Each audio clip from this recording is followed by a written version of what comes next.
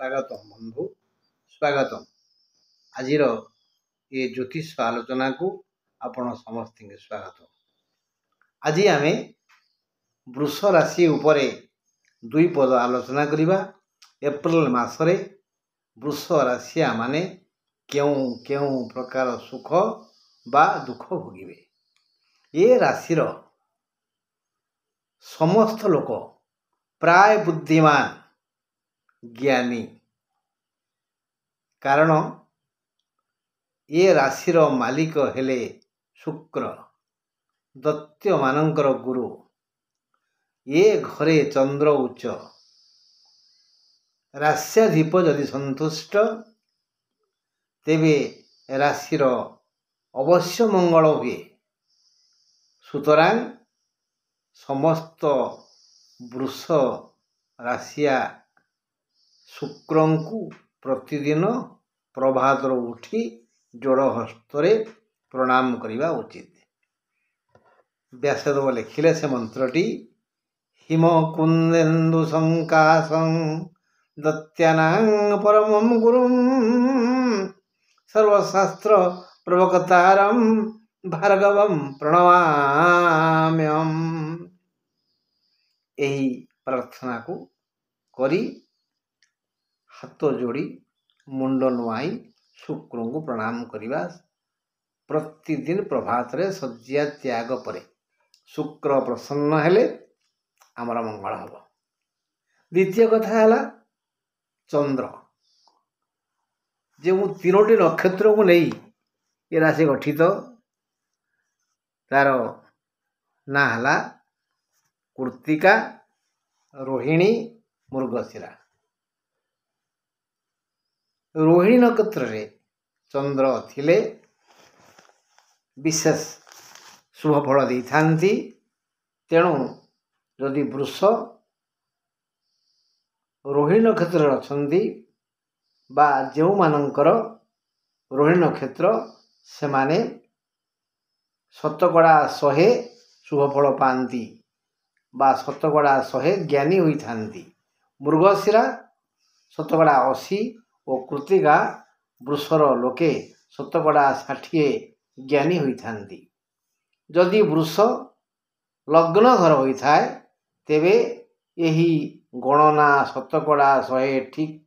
अन्यथा ग्रह स्थिति और लग्न को विचार करी पंडिते कहती समस्त वृष राशियांक पाई बुध और शुक्रवार शुभ दिन, धला और नील रंग शुभ वर्ण, 5, 6, 8 शुभ संख्या।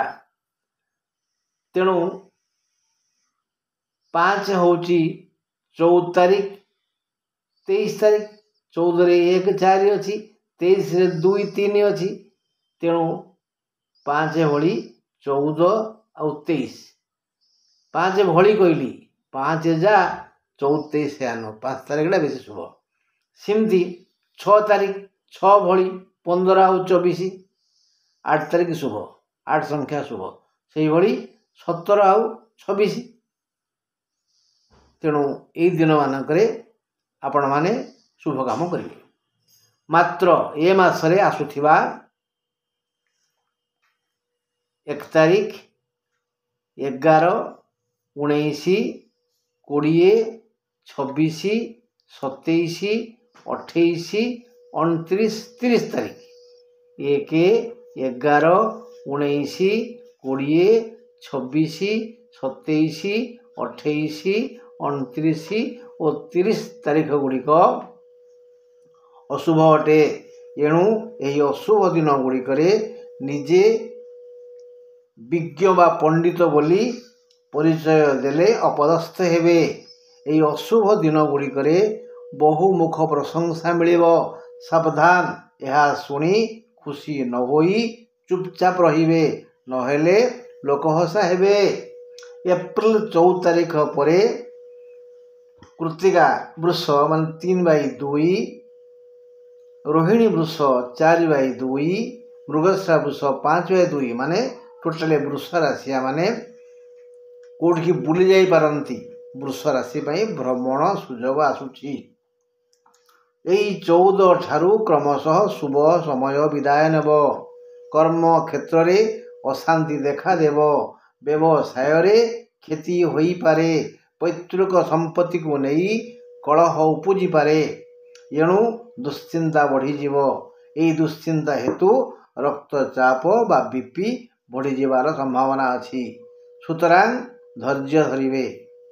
ଏହି ତାରିଖ ପୂର୍ବରୁ ଆପଣ ପ୍ରତ୍ୟହ ବୁଲା କୁକୁରଙ୍କୁ କିଛି କିଛି ଖାଇବାକୁ ଦିଅନ୍ତୁ। ଆମେ ଜାଣିପାରୁଛୁ ନା ବିପଦ ଆସୁଛି ଆଗରୁ, ତା ପୂର୍ବରୁ ପ୍ରତିକାର କରିବା ଅର୍ଥାତ୍ ବୁଲା କୁକୁରଙ୍କୁ କିଛି କିଛି ଖାଇବାକୁ ଦେବା। ହଁ, ଏହି ଖାଦ୍ୟ ଅଇଁଠା ନ ହୋଇଥାଏ। ଅଇଁଠା ଖାଦ୍ୟ କେବେ ପଶୁକୁ ବା ପକ୍ଷୀକି ଦେବେନି। ତା ଛଡ଼ା ରାମ ରକ୍ଷା କବଚ 2 ଓଳି ପଢ଼ନ୍ତୁ ବା ଶୁଣନ୍ତୁ। ବୃହସ୍ପତି ଆଉ ଶାନ୍ତି ଦେବେନି। ରାହୁ, ରବି ଓ ବୁଧ, ଶୁକ୍ର ଏକାଦଶ ଫଳ ଦେଇଥାନ୍ତେ। ରବିକୁ ସେଠାରେ ରାହୁ ଓ ଶୁକ୍ର ଲାଲ ଆଖି ଦେଖାଇ ଡରାଉଛନ୍ତି। ବୁଧ ଏବେ ନୀଚରେ। ଏଣୁ ରାହୁ ଓ ଶୁକ୍ର ଭଲ ଫଳ ଦେବା ପାଇଁ ଚେଷ୍ଟା କରିବେ। ରବି ଦେଇପାରିବେ ନାହିଁ କି ବୁଧ ଦେଇପାରିବେ ନାହିଁ। ଧନ ଲାଭ ହେବ। ମଙ୍ଗଳ ଓ ଶନି ଏବେ କୁମ୍ଭରେ। ଏ ଦୁହେଁ ପରସ୍ପର ଶତ୍ରୁ। ଏହି 2 ଗ୍ରହଙ୍କର ଶତ୍ରୁତା ପାଇଁ ଏପ୍ରିଲ 14ରୁ ଶୁଭ ଫଳ କମିଯିବ। କୃତ୍ତିକା ବୃଷର ଦେହରେ ପୀଡ଼ା ହେବ। ମୁହଁରେ ବ୍ରଣ ହେବ ବା ଦାନ୍ତ ବିନ୍ଧିବ। କାନ ଆଖିରେ ଯନ୍ତ୍ରଣା ହେବ। ସାବଧାନ! ଏଇ ମୁହଁରେ ଥିବା ନାକ, ଆଖି, କାନ, ଦାନ୍ତ, ଜିଭ, ଗାଲ, କପାଳ ଏମ୍ ଜାଗାରେ ପୀଡ଼ା ହେବ। ଟିକେ ଈଶ୍ୱରଙ୍କୁ ସ୍ମରଣ କରିବେ।